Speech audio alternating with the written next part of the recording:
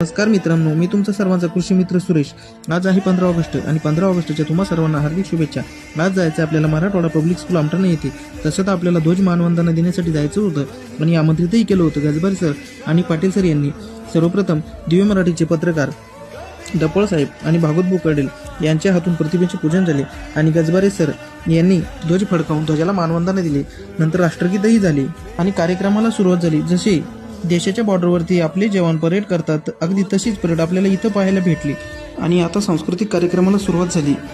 या ठिकाणी देशभक्तीपर गीते आणि वीर शहीदांचे गुणगौरव झाले. जणू एक एक विद्यार्थी आपल्या देशासाठी शहीद झालेल्या वीर हुतात्म्यांच्या प्राणाहुतीला मानवंदना देत होता. हे पाहून मन अगदी भारावून गेले होते.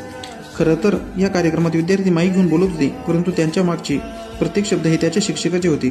खरं तर या कार्यक्रमासाठी त्याच्या शिक्षकांनी खूप सारी मेहनत घेतली होती.